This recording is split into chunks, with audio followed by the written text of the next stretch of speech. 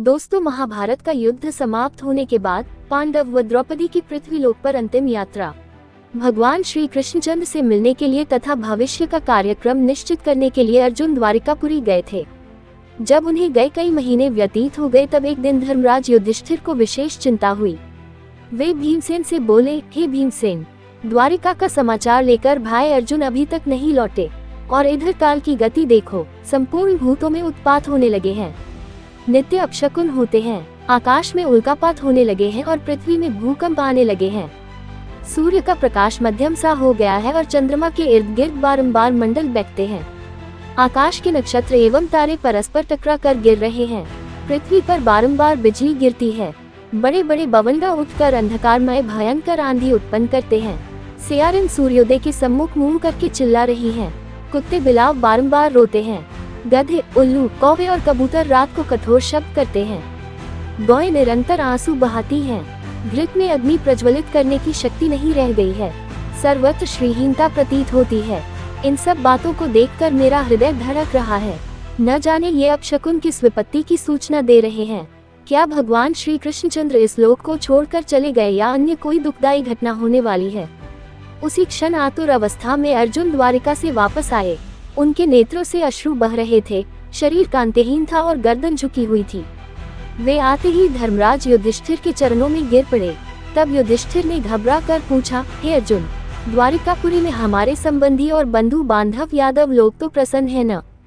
हमारे नाना शूरसेन तथा छोटे मामा वसुदेव तो कुशल से है न? हमारी मामी देवकी अपनी सातों बहनों तथा पुत्र पौत्रादि सहित प्रसन्न तो है न? राजा उग्रसेन और उनके छोटे भाई देवक तो कुशल से है न? प्रद्युम्न, अनिरुद्ध, साम, ऋषभ आदि तो प्रसन्न है न? हमारे स्वामी भगवान श्री कृष्णचंद्र उद्धव आदि अपने सेवकों सहित कुशल से तो है न? वे अपनी सुधर्मा सभा में नित्य आते हैं न? सत्यभामा, रुक्मिणी, जामवंती आदि उनकी 16,108 पटरानियां तो नित्य धन की सेवा में लीन रहती है न? हे भाई अर्जुन, तुम्हारी कांति क्षीण क्यों हो रही है और तुम श्रीहीन क्यों हो रहे हो? धर्मराज युधिष्ठिर के प्रश्नों के बौछार से अर्जुन और भी व्याकुल एवं शोकाकुल हो गए। उनका रंग फीका पड़ गया, नेत्रों से अविरल अश्रुधारा बहने लगी, हिचकियां बढ़ गईं। रुधिर कंठ से उन्होंने कहा, हे भ्राता, हमारे प्रियतम भगवान श्री कृष्णचंद्र ने हमें ठग लिया। वे हमें त्याग कर इस लोक से चले गए। जिनकी कृपा से मेरे परम पराक्रम के सामने देवता भी सिर नहीं उठाते थे, मेरे उस परम पराक्रम को भी वे अपने साथ ले गए। प्राणहीन मुर्दे जैसी गति हो गई मेरी। मैं द्वारिका से भगवान श्री कृष्णचंद्र की पत्नियों को हस्तिनापुर ला रहा था, किंतु मार्ग में थोड़े से भीलों ने मुझे एक निर्बल की भांति परास्त कर दिया। मैं उन अबलाओं की रक्षा नहीं कर सका। मेरी वही भुजाएं हैं, वही रथ है, वही घोड़े हैं, वही गांडीव धनुष है और वही बाण है जिनसे मैंने बड़े बड़े महारथियों के सिर बात की बात में उड़ा दिए थे। जिस अर्जुन ने कभी अपने जीवन में शत्रुओं से मुंह की नहीं खाई थी, वही अर्जुन आज कायरों की भांति भीलों से पराजित हो गया। उनकी संपूर्ण पत्नियों तथा धन आदि को भील लोग लूट ले गए और मैं निहत्थे की भांति खड़ा देखता रह गया। उन भगवान श्री कृष्णचंद्र के बिना मेरी संपूर्ण शक्ति क्षीण हो गई है। आपने जो द्वारिका में जिन यादवों की कुशल पूछी है, वे समस्त यादव ब्राह्मणों के श्राप से दुर्बुद्धि अवस्था को प्राप्त हो गए थे और वे अति मदिरा पान करके परस्पर एक दूसरे को मारते मारते मृत्यु को प्राप्त हो गए। ये सब उन्हीं भगवान श्री कृष्णचंद्र की लीला है।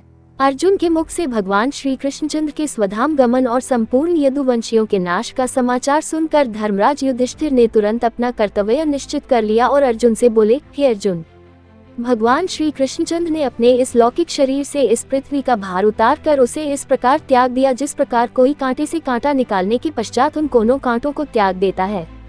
अब घोर कलियुग भी आने वाला है, अतः अब शीघ्र ही हम लोगों को स्वर्गारोहण करना चाहिए। जब माता कुंती ने भगवान श्री कृष्णचंद्र के स्वधाम गमन का समाचार सुना तो उन्होंने भगवान श्री कृष्णचंद्र में अपना ध्यान लगाकर शरीर त्याग दिया।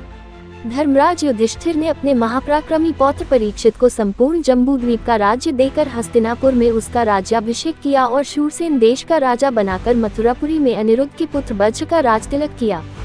तत्पश्चात परमज्ञानी युधिष्ठिर ने प्रजापति यज्ञ किया और भगवान श्री कृष्णचंद्र में लीन होकर संन्यास ले लिया।